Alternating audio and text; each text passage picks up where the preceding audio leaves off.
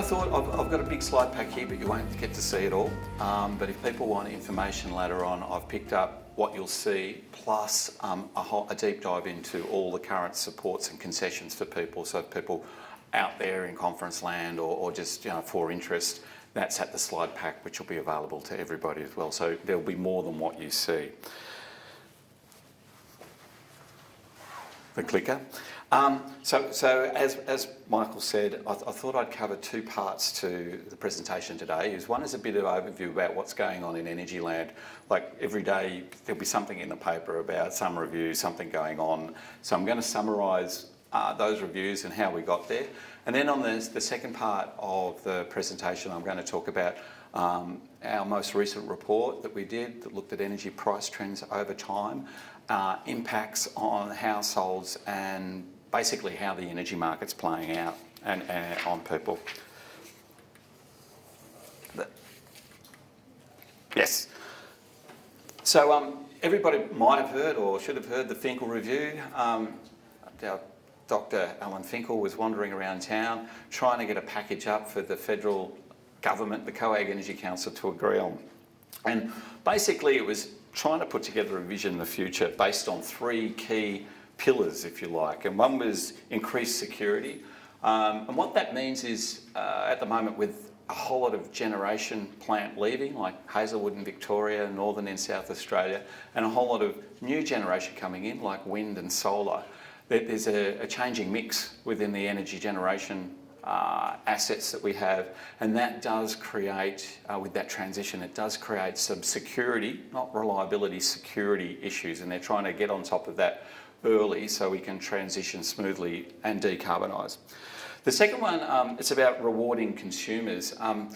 That was about how do we enable people to make really good choices and be active in the market. So people are doing that now. I'm a solar household, so I've already decided to purchase my own generation, so I'm getting rewarded for that. I'll get onto that later on. I don't think I should be, but I am.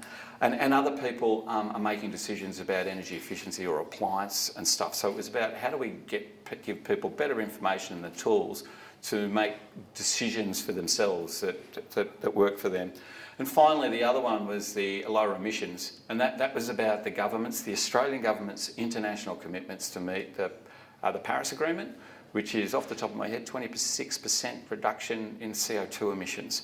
So it's about how do you blend all those things together at the lowest cost. So the affordability thing is really important. And so what he was trying to do is saying it's got to be an orderly transition. We need to have planning. Alan, and I've met him a couple of times, is an engineer. So like system planning and structure. So you could see that coming through in his report. And stronger governance, so they introduced the Energy Security Board. Now the reason for the stronger governance was because you've got the market institutions, which is the regulator, the policymaker, which is the AMC, and the market operator.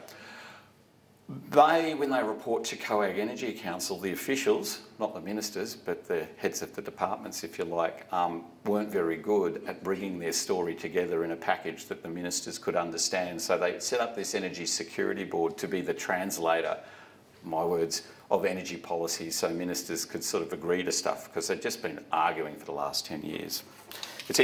Energy policy is quite dysfunctional in a number of ways, and we're trying to clean that all up. That didn't float. Alan Finkel's report, he had 50 recommendations, and they said, yes, we agree with 49 and one recommendation, which was a clean energy target. The federal government, particularly the Conservatives in the federal government, decided, no, we're not having a bar of that. So that fell over really quickly, which it probably would have played out on our television screens. And you can see that playing out with the hostilities between the South Australian government and the federal government. You might have saw that with Andy Vizzi standing in the background, that image on television with that bald bloke's going, what's going on here? Anyway, so the federal government said, okay, plan B, we need a plan B. So they came back with the National Energy Guarantee, which is just recently released. It's called the NEG short. Don't Google NEG, it means something totally different than a National Energy Guarantee. So we've all been instructed, it was at the COAG meeting the other day, it's called the Guarantee now. It's not called the NEG, but we'll keep calling it the NEG. So with the NEG, the Energy Security Board came up. The Energy Security Board got together, so the technocrats, if you like, developed this thing. It's like a bit like Doctor Who's TARDIS, the neg. It's like it's this box, and you sort of don't know what's on the inside. It could be big, it could be small, but we're still sort of working it out. But there's enough, I suppose, flesh on it for people to all agree with it in sorts, because it could meet what they want. But as soon as you start to dig into the detail, who knows what it will mean. I sort of look at the neg. It's a boy's own adventure. Excuse the gender bias in there, but so we'll see how that plays out. But at the moment, we haven't had the federal coalition implode in on itself, and everybody's basically said we just need an energy policy, please. And then meanwhile, while that's going on, you've got the ACCC inquiry, which the draft report was released in September. 150 odd pages of cost stacks. Our reports have been referenced quite widely in that, which we were really happy about, and our future reports are getting fed into that process. It's not just about energy retail prices, it's about wholesale, it's about transmission, it's about distribution, it's about the whole lot. And talking to Rod Sims the other day, the idea is that you've got to address each component of the bill to get the best outcome for everybody. You can't just have, the flavour of the month today is generation, or the flavour of the month is retail. So we're trying to work on everything, and they do interrelate, so how you deal with each bit impacts the other bit. So this is sort of like the things I were looking in, the key cost components of electricity retail pricing, extent and barriers to entry. So they're very concerned about new entrants coming in to knock down the big three's dominance. Anti-competitive behaviours, that's a particular sort of indication or a nod to generation, and there's a lot of iffy bits going on in generation. Queensland government plays the game. And then you've got AGL in a particular position where it does have a bit of market power. Consumer choice and impediments, so you've got all that trickiness in contracts. Nobody really understands discounts off what and all that, so I think that the ACCC will be wanting to clean that up so we can better understand it. Impacts on diverse customer segments, and I'll highlight a bit more of that in a sec. There is dispersion happening in the market, and so there are winners and losers. Regulatory issues and market participants' behaviours. I mean, we've got what's called the National Energy Consumer Framework. It was developed 15 years ago. We were part of that. It's not fit for purpose anymore. It's based on an old market, most of which was owned by the government, who had their own vested interests. So that needs a big shake-up, and hopefully we'll get onto that. Also about where the profit is, and are they making excess profit, and wholesale market costs. And my gut feel it's wholesale market costs, which is where the real game is. Then, meanwhile, because Victoria is actually not part of the national energy market, we are in wholesale and we are in distribution, but we never moved to the National Energy Consumer Framework for retail. So we've got our own regulator, the Essential Services Commission, that basically regulates our retail part of the bill. Hence, we've got the Essential Services Commission of Victoria has just completed a 2-year journey on freshening up the hardship provisions for Victorian retailers. One of the big issues in there was that you couldn't really disconnect. If somebody gets into hardship, you'd put them into the hardship programs in the utilities. As long as they kept engaging with the utilities, you could never get them off the hardship programs. The utilities couldn't disconnect them, and I know Margaret's conference has had somebody with $12,000 worth of debt. So it's the gift that keeps giving and giving until basically you take their house to pay off a debt. And the regulator's saying this is just a perverse outcome, we agree. So we need to have sort of like good supports and provisions, but you can't set people up to fail dismally. It's easier to have a process that, yes, sorry, we're going to have to disconnect you for whatever reason, and it's only $500. They can come to the Vinnies, we'll pay for that, that's easy, but $13,000, that's a bit of a stretch. So the final report's come out, and it does provide a new framework for retailers, processes that they have to go through. It's clearer on the obligations on people. They do have to maintain an engagement, and so basically you can get parked for 2 years in hardship programs. There is intense support There is provision for intense support, but again, it's about other people being engaged with it. It's all based around agency, the social research notion of agency. If people should be able to select what's best for them, but it has to be done in good faith and vice versa. This will lead into a review of the Victorian Retail Code, which is our consumer protection framework for how the bills get issued, what all the retailers have to do, and that's starting next year. So they've sort of started at the back end, the hardship bit, the hard bit, and then they'll be running back to the Retail Code. And I think with that, you'll start to see lots of changes in the ways bills look. There's stuff on bills that probably isn't as useful now, particularly that we've all got smart meters. And there's things that should be on bills that aren't. So where that goes, I'm not sure. Then we had governments looking towards an election, and there is an election coming in 12 months in Victoria. Who would have thought, with all the movement that's going on? So the Victorian government set up the Independent Inquiry into Retail Price, and that had Terry Mulder, John Thwaites and Patricia Faulkner, who many would know, does some work with Catholic Social Services. It's called the Thwaites Review. Now they had 13 recommendations, and basically recommendations 3 to 13 were very similar to the ACCC recommendations. So everybody said, that's great, we need to align. You can't have Victoria really different than everybody else. It's nonsensical. I think the interesting thing about that is that there was a provision for a basic service offer in their recommendation, and basically that was re-regulation. And we're sort of, so that, and while on the surface that does sound very attractive, you sort of say, well, if you re-regulate, where's the investment for your Victorian, the VETs, Victorian VRETs, Victorian Renewable Energy Targets? You need to be able to build people to underwrite what state generation investments are. They've tried re-regulation in the UK. It just consolidated market into the big players, just got more powerful and more concentration. So there's a lot of conversation going on now about don't pull the pin or do pull the pin. If you re-regulate, how are you going to get access to smart meter data? How are you going to do all these other things? Because we've just spent $2.3 billion. Well, you and I have all spent $2.3 billion on smart meters. If you re-regulate, well, where's the benefit? What would the Auditor General say about that? So these are the sorts of questions we're raising with them.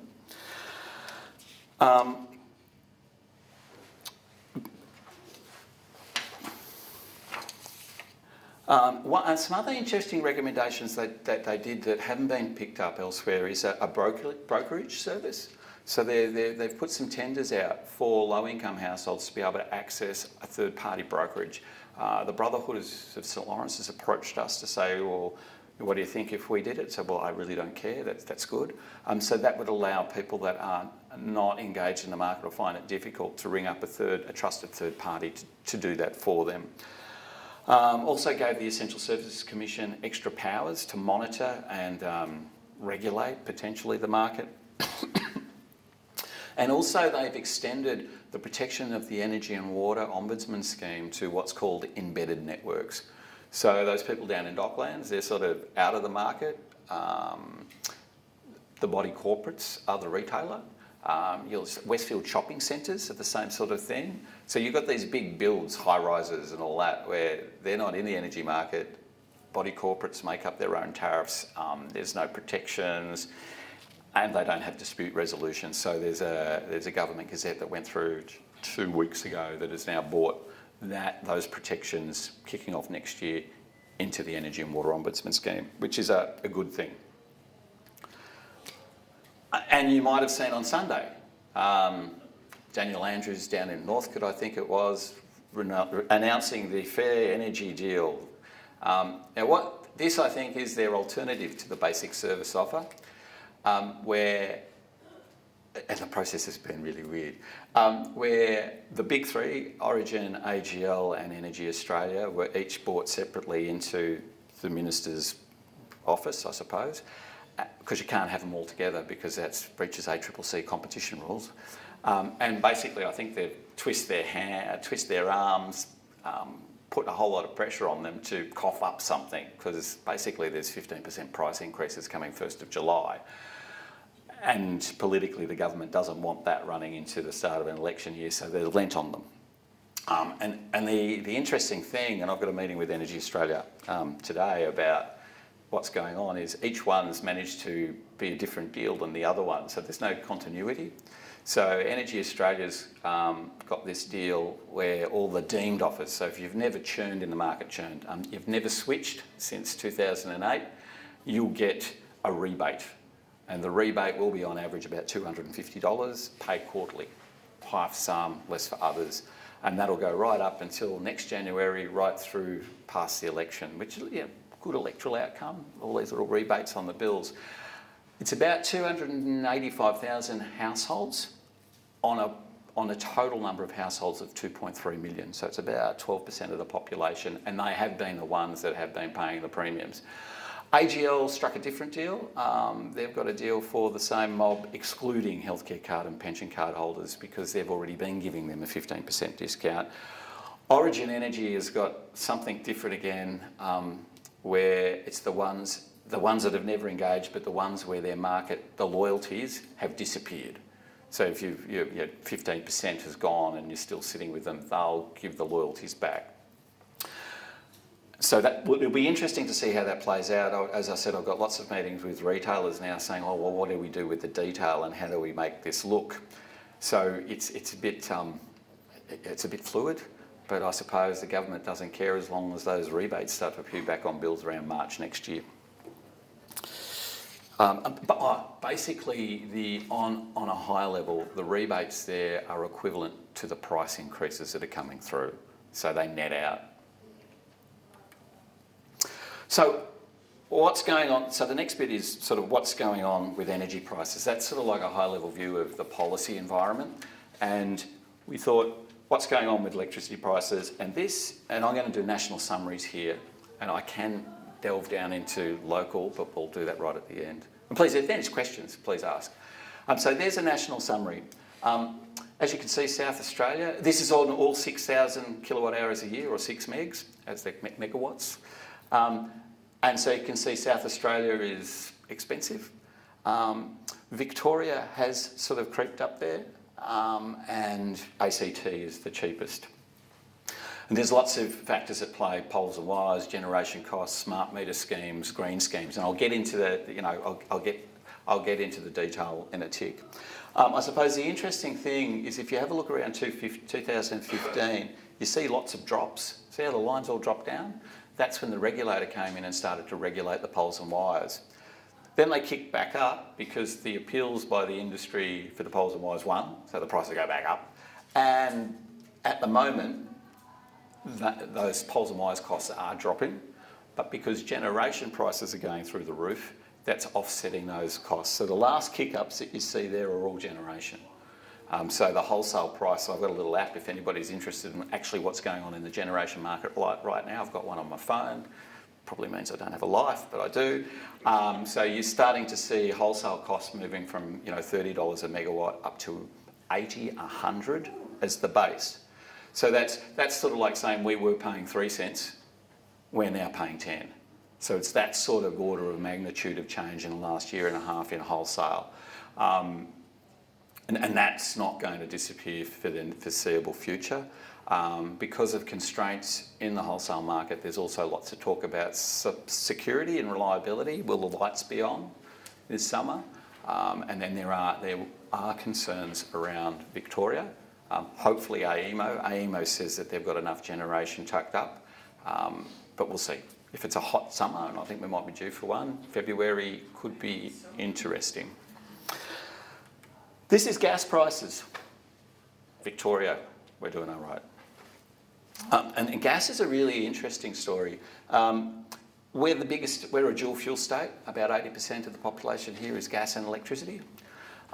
Lots of domestic use, but the gas wholesale prices really haven't, changes in gas wholesale prices going from $2 through to $7 haven't really hit us.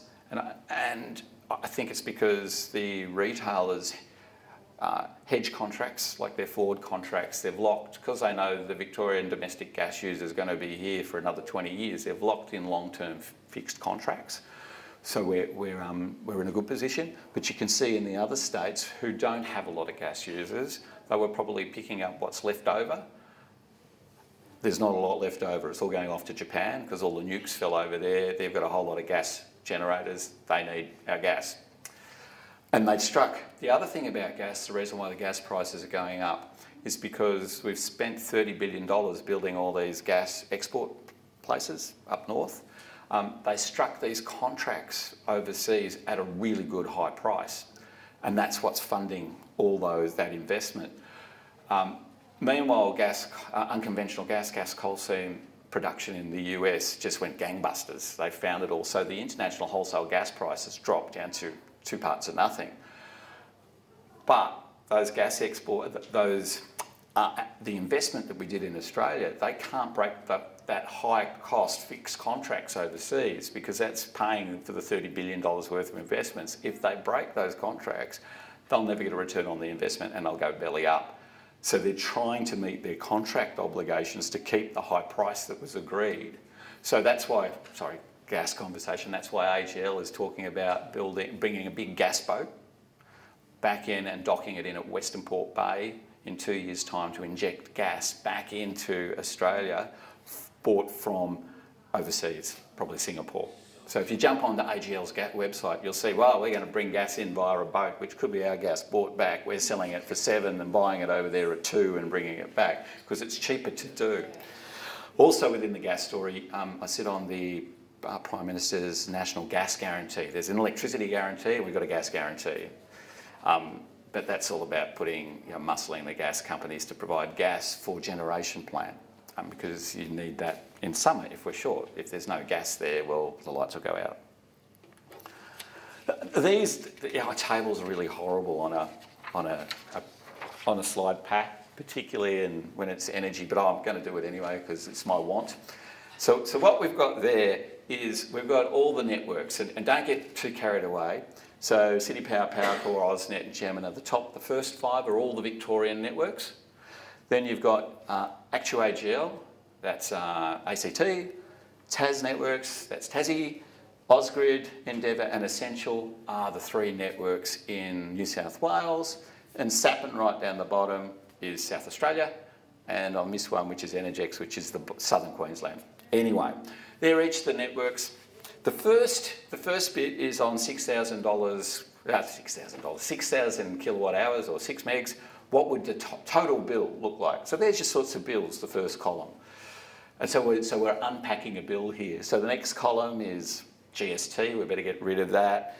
The next bit is NUOS, sounds really not that sexy. That's network use of system charges. So that's transmission and distribution, poles and wires, if you like. We stick those costs out. Then you've got the wholesale costs come out.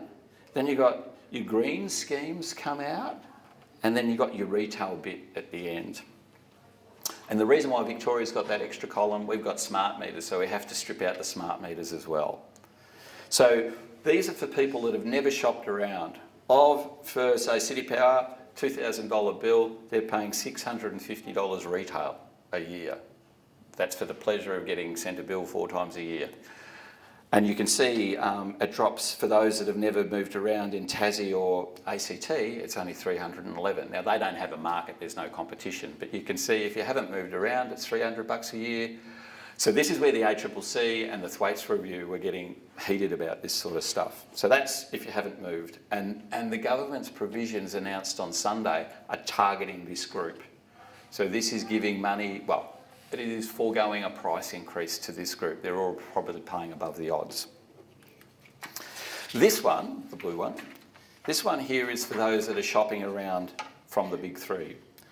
So you can start to see there's a big, so same sort of stacks, so go to the last column, the top 5 is Victoria. So if you're in Victoria and you shop around a bit, you're only paying, what, 200-ish, high 200s, high 100s in your retail component. And you sort of think, oh, well, that might be about right with call centres and hardship programs and all the other stuff, but, maybe grudgingly. And you can see it actually looks a little bit better than everybody else. But you can see to where the other states are, we're lower. So you sort of say, well, competition, where competition's happening, it's sort of like giving a better outcome than where it's not. So you say, well, okay, well, so what do we do with that? And then, and this is the kicker, for me anyway. This is the one that does my head in, and I'm one of these households. And remember, there's a whole lot of fixed costs in here, and where do you get the revenue from? So that's a cost stack for a solar household. And so if you have a look at the end, minus. And so you go through and say, well, okay, minus $13 a year. I'm a solar household. I've got 2 in-home displays. I've got portals. I can jump on portals and see my generation right now. I annoy my retailers like you wouldn't believe. I'm pretty high maintenance. And most solar households are. They're pretty engaged. So I've got a high retail cost. But the way government policies are playing out in this way means that I'm like Uber or Airbnb to the traditional market. I'm just stripping out costs and not paying my fair whack. So each time a solar household comes in, the ones that aren't actively engaged in the market, the costs go up. And that's what we've noticed through our tariff tracking. Each year it gets bigger, the differential gets bigger. The solar costs stay low, but all these fixed charges have to be picked up from somewhere. You can't take it from the competitive market because there's retailers with no solars in their portfolio, so they don't have to carry that dead weight. So they stick it up on the ones that aren't in the market, and that's what you'd expect the market to do. So where there's a lot of conversations around at the moment about, well, how do we fix this up? Because at the end of the day, it is not sustainable. From a social policy point of view, it's wrong. I'm asset rich. I might be income poor, but I own an asset and it's worth a lot of money. My house is worth a lot of money. So all the renters are underwriting homeowners here, which is a wealth transfer, and it's an intergenerational wealth transfer. Also the other thing that comes out here is so the LRETs, the RETs, the Renewable Energy Target, the National Renewable Energy Target, those costs are all loaded up on consumption. I don't have any consumption. I'm paid feed-in tariffs that take away what consumption I do have gets netted out. But those fixed costs, again, have to be picked up by people that can't net out. So even that meeting our environmental obligations, which we should meet, I'm avoiding that cost as well. And I don't think that's fair because I get the benefit from it that I'm not paying my fair whack. So there's a lot of conversations going on at the moment about how do we write this, because at the end of the day, it's not durable. There will be a time when there's 100% solar floating around on everybody's roof. Who pays for it then? You know, what happens? When is it too much? 20%, 30%, 40%. It's got to crack. And I think that you can see that playing out in politics. So you can see the ALP lost Northcote. So they've been pandering to that inner city green group, the teal greens they call them, giving them these sorts of subsidies to buy those seats. Meanwhile, they've forgotten Labor heartlands, which are the ones that aren't churning in the market, that are sitting there getting dudded in the neck. I was talking to the ministers, they're saying, you've got to fix this, you can't not. So I think the first play at dealing with that, the politics of power, energy that is to sort of like, well, how do we squeeze the retailers to hand it back? We can't stop the government feed-in policies that are driving this inequity because we lose the green seat, so what do we do? So there's a big policy conversation going on. We've seen in the market, they'll put something out, whatever the price is. For electricity, it can be as high as 34% off the price. For gas, it's 15%. 7 to 10% price increases happened at the 1st of January 2017, and I'm saying there's another 10 to 15 coming 1st of January 2018. We managed to get up a couple of years ago that they had to tell the community why these prices were coming up in the gazettals, and they didn't. And so we're saying, hey, there's rules on them and they're not following the rules. The price spread from 1,000 to 1,300, it depends on area. The reason why there's that, you've got the 5 network areas that we've mentioned before, Gemina, City Power, Powercore, United Energy. The best to worst between those areas is $1,000 to $1,300. It's a theoretical spread, but that's how much dispersion is in the electricity market. So it's just the spread within the market. When we first did this, there was no spread. As the years have gone on, that spread has got bigger and bigger. So basically, if you snooze, you lose a lot. And so you've got to be active all the time. It's sort of like it's turning into insurance. Each year I've got to do my insurance. And if I don't forget, I'm uninsured, and that's a lot of risk, so I never am uninsured. But energy, it's sort of like, well, we can't have you uninsured. We just charge you whatever we make up. So that's the problem. Whereas at least with insurance, they tell you what the next price is. And anyway.